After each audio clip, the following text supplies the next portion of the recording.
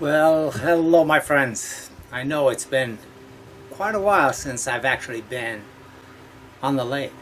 I know that the last couple of videos I uploaded were pre-recorded. Stuff that I recorded and had never edited. And I brought the video card with me and I decided to upload, edit a little bit, and keep you guys informed. Now sometimes I will do that because my job requires me to sometimes travel, in this case almost 700 miles, so I'm away from home for every 2 weeks. But when I get to the end of the job and things get really aggressive, sometimes I'll even spend longer than that, like this case. Well, in this case I actually escaped yesterday and I've had enough. Been away 5 weeks without taking any time off. And since the hurricane passed by, Irma, I had not even seen what my property looked like. I mean, my wife went and spent time with me, she drove back home, she's been informing me, she's been cleaning up non-stop of the debris. We were lucky, in a sense, all we got was minimal damage. So this video is going to be the remainders of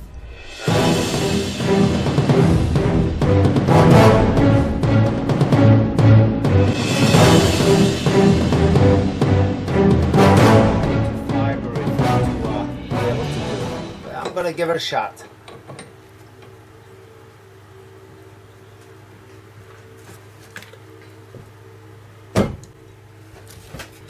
Now this is a good sized log. So I'm going to take it down real quick and see how the cuts are in establishing a shape. Depending on how that goes, then I will continue. Like I said before, I like this wood because of the height on the bark, but in the same token, the bark is it's like cork. Very, very light to weight, and literally you can pull it all off with just touching it. So I'm going to start this up about 300 RPM.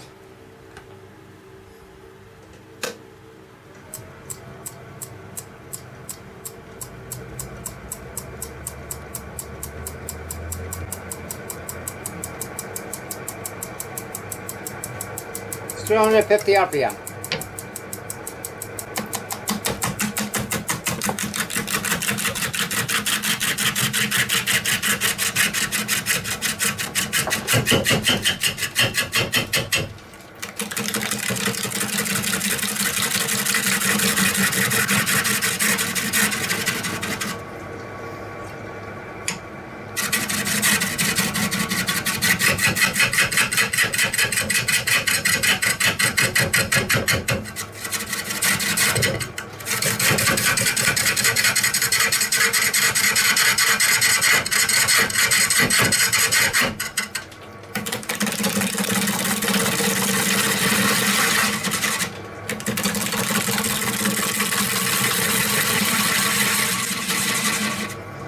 Clogs up my tool. It sticks to it, so it stops cutting.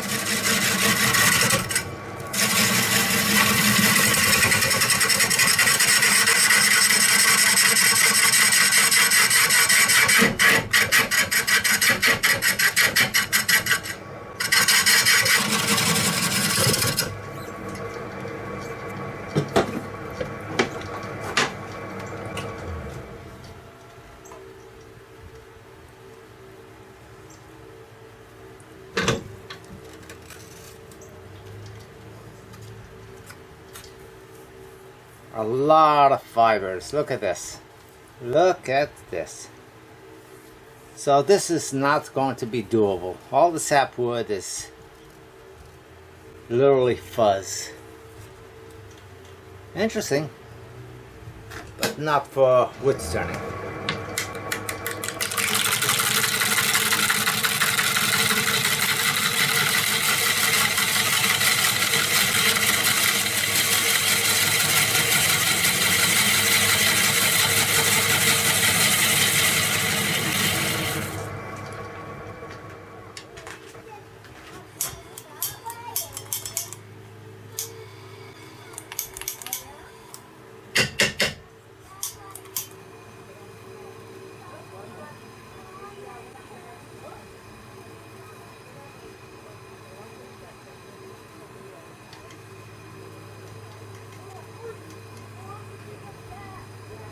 by burning the fibers, you get to dry it up a little bit, and it will help if I was doing the sanding at this point.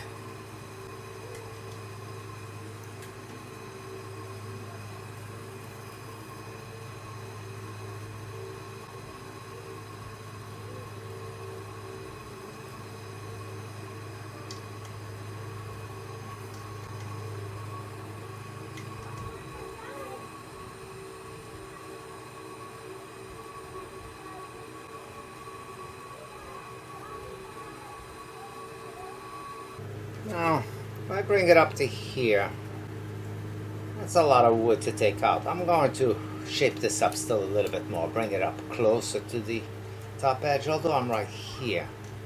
Nope, I'm going to leave it as is. Time to flip it, get it on my chuck, and start doing some serious hollowing on this.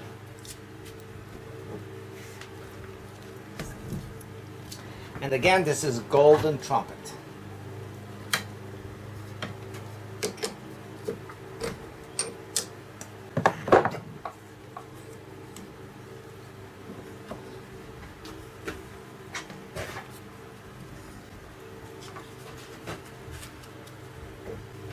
Start it off with the life center in the center.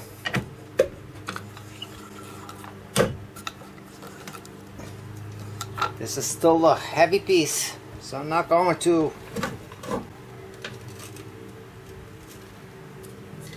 go super aggressive, but I am going to go in there and start lightening this up, coming from the outside in, and start establishing the final shape. So in this area, barely going to take some off, barely going to take off a little bit here, and it will be a little bit deep on these two sides.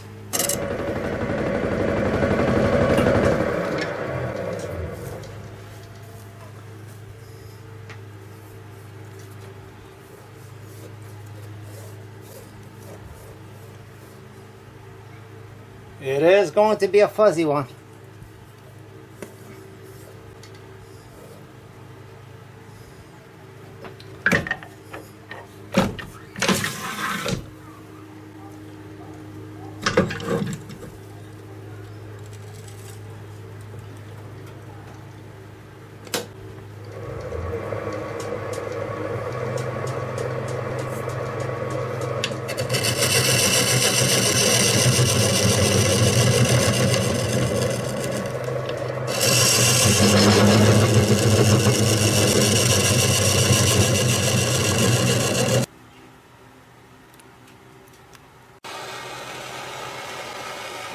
Well, this is one sure way of getting rid of all these fuzzes.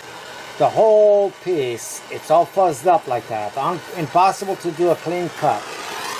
So pass your torch, don't leave it too long. You get rid of the light stuff, and you sand it, and you do it again.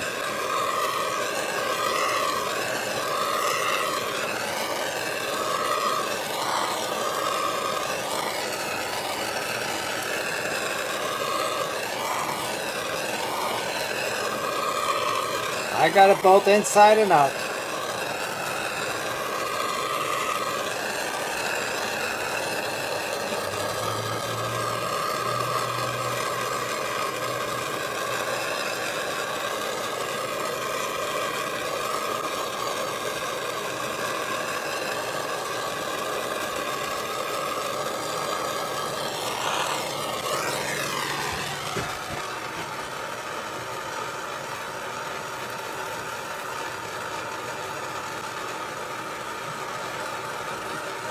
And I might leave this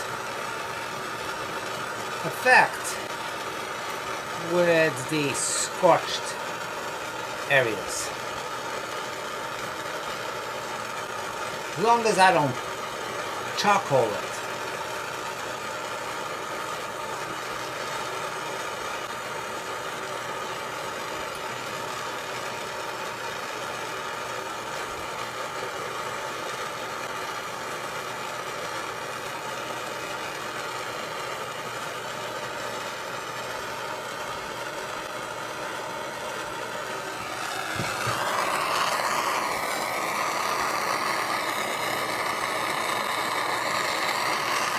But that right there is a good effect if I wanted to keep that look. So I'm going to sand it and pass it one more time and achieve that look again without the fuzzies.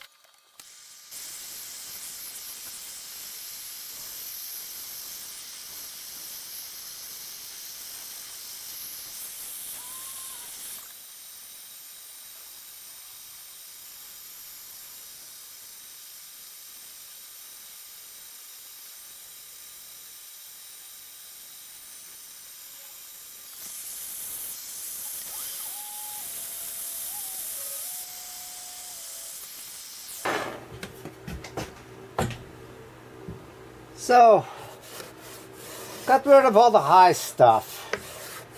It's not super smooth, but I want to leave this effect on here going into the bark. The real sappy wood is going to maintain this darker color, flaring up and coming up and picking up the bark. And I think that's a nice touch. And I got that both on inside and out, but I do want to sand the inside a little bit more.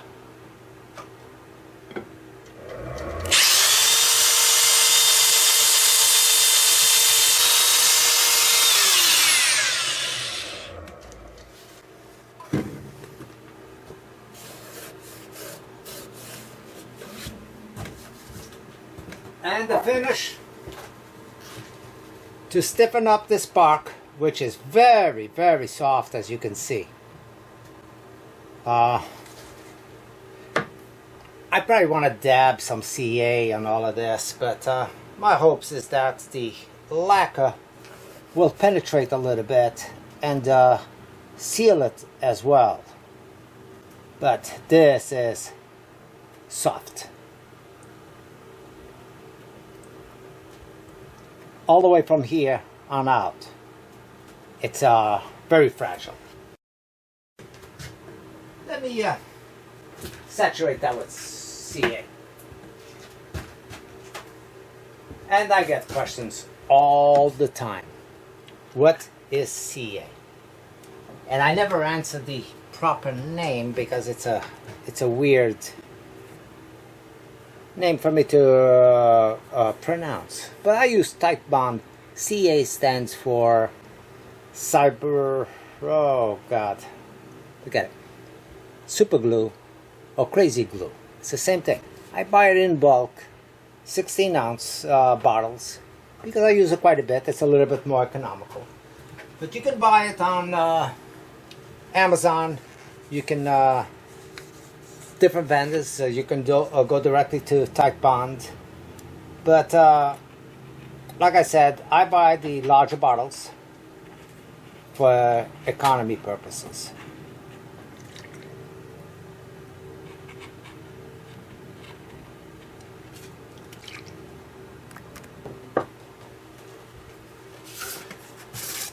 Gonna apply a little bit of Yorkshire grit and see if I can smooth this down a little bit.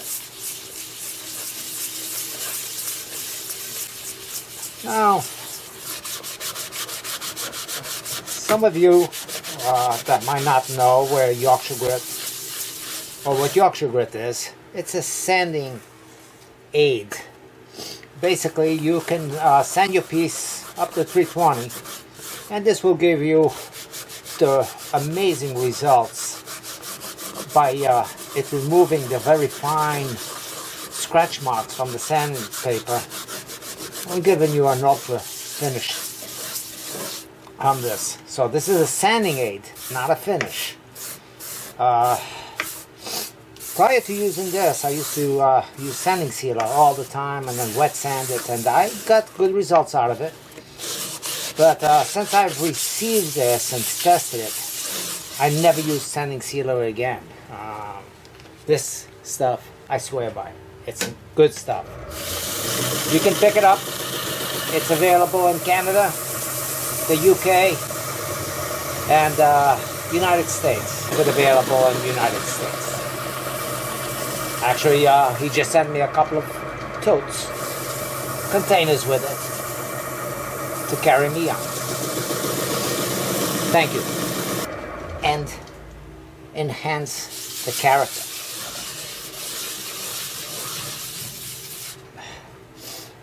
So this can is empty,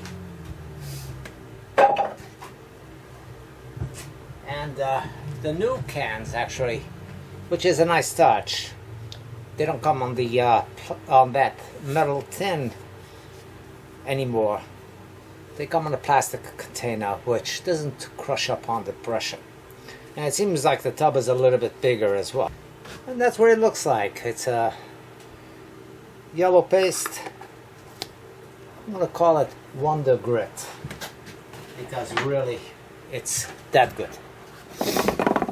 You know me, I don't speak too much on branding or anything like that, because I always say make do with whatever you got. But you gotta look at this as like sandpaper. You can't do turning if you don't invest in sandpaper.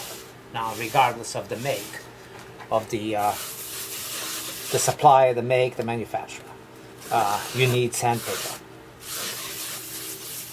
On my case, I need Yorkshire grit, just like I need the sandpaper.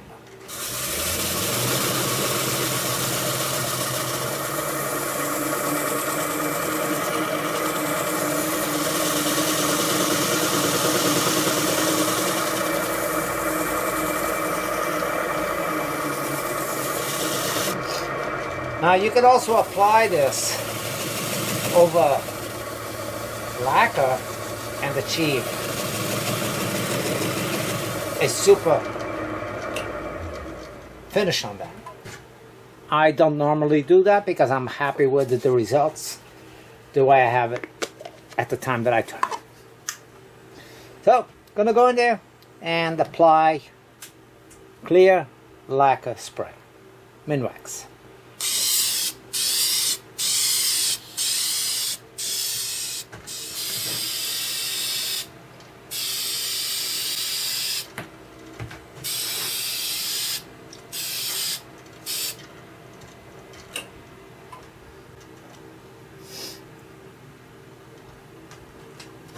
Now it'll look like this.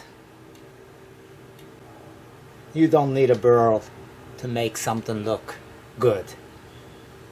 Would a burl look good? Absolutely, it's a different animal. You know, this would be all the way down look. But this is a beautiful mix of a nice wood grain, plain, but the beauty is on the outside. The beauty is the bark, the beauty is the sapwood, the beauty on this piece is the detail that's going on through here. I am just making sure that I'm flattening up any high spots on the lacquer, flattening them up, and no runs.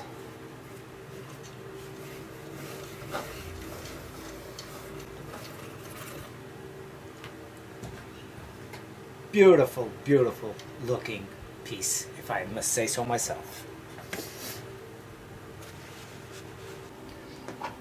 So I have one coat of lacquer on this, and I'm cutting it back with some superfine steel wool.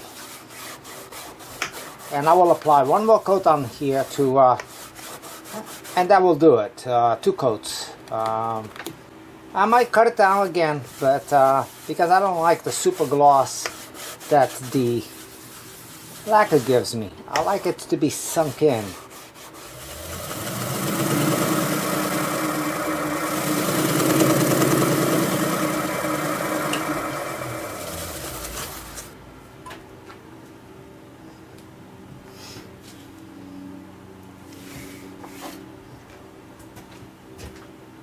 Give it a very light coat now. Not go as heavy.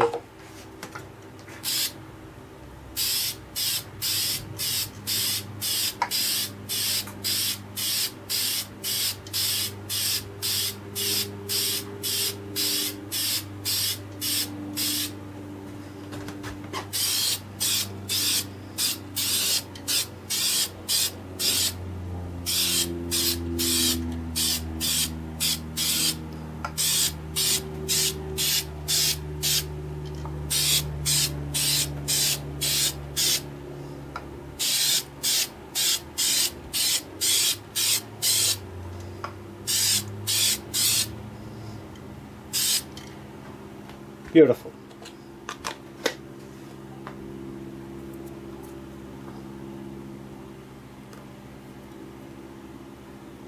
And the bark, of course, you can see that it is very, very fragile to the touch. So this will harden up slightly, but it's slightly. It's never going to be a very sturdy piece. Now, so what do I use it for? It would make a nice fruit bowl if I don't put pressure on the edges, which fruit would be okay, but it even makes a better display piece. And that's what a lot of my work is. It's not that I'm making these pieces to be used on a daily basis on your kitchen. You take it for what it's worth. You think it's artsy enough, you would display it like you would any other type of art. And if you want to make it functional, well, I do have some pieces that are more functional, but definitely not this wood. This wood is very fragile. It's a flower. It's a golden trumpet. So you would treat the bowl the same. But that's pretty good. That's ready to be removed from the lathe.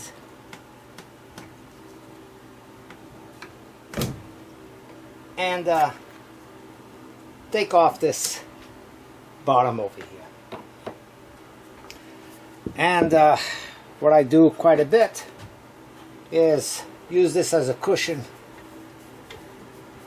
so I can put my bowl on there, make sure that it clears. If it doesn't clear, then I have to extend it, but it doesn't clear because the bowl is too deep for this particular setup.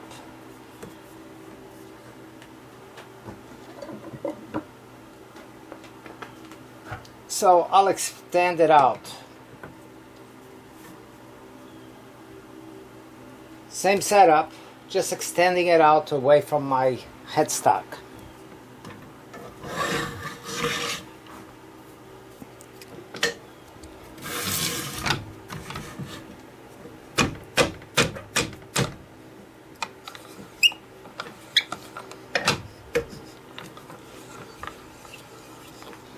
Put it in there, a little bit of pressure.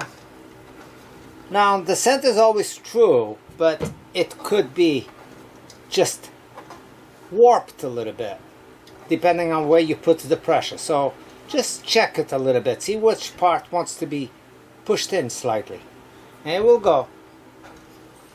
Apply pressure once you're satisfied.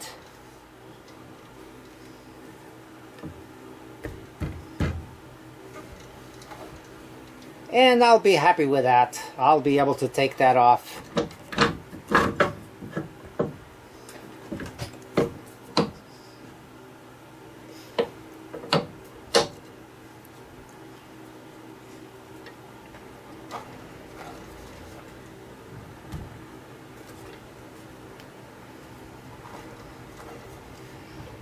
That's good. A small ball gouge, spindle gouge, whatever smallest tool you have, because you don't want to get too aggressive on this, and just clear this up down to the bottom. And watch your speed.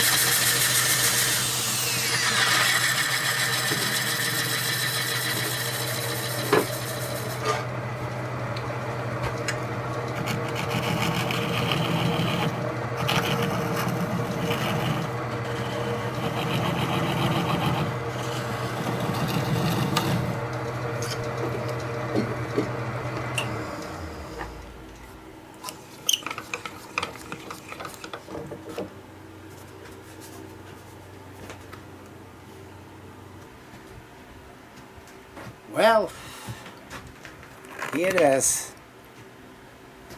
One weekend home to do one piece that was worthy. It's a remnant of Irma.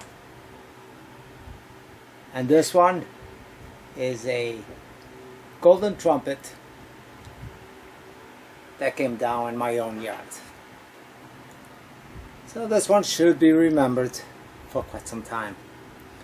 The sapwood was really, really uncuttable. Very, very fuzzy. I've only come across one other wood that did the same characteristics but all the way through, and that was jacaranda. Beautiful. Turned something nice out of it once it dried up naturally and spalted, but could not turn it. This one has the same characteristics, but luckily it's only on the sap edge that it does that. The rest of it cuts out pretty nice with the bottom. So of course this is end grain turning, so here's the pit and the tree rots this way.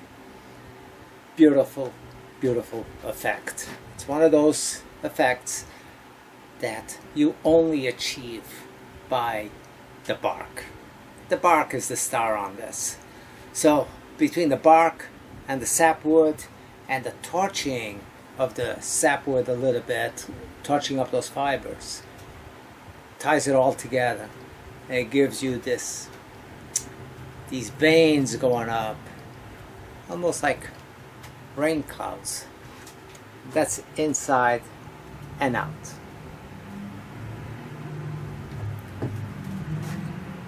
Bottom, it's flat.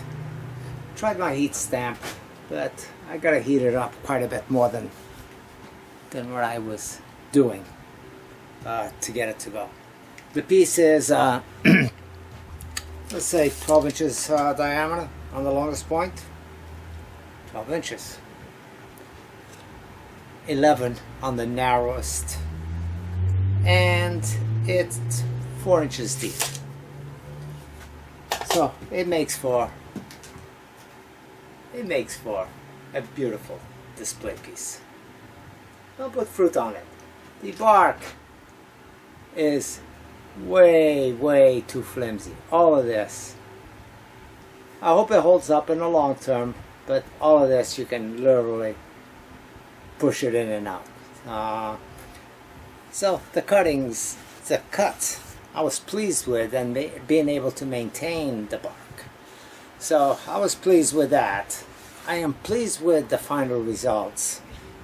Not pleased that I had all these fibers, but the way to get rid of them was by torching them, sanding, torching again, sanding it again, until you got the wood fairly dry actually by torching, and sanding it then through all the grits, and this is what you come up with. The finish, Yorkshire grit for the final sanding, and spray on clear lacquer gloss, but I don't want the gloss, so I keep it subdued. I keep it where it looks natural. Thanks for watching. We'll see you very soon. Don't forget to hit that subscribe button. Every once in a while, something comes out nice. Take care.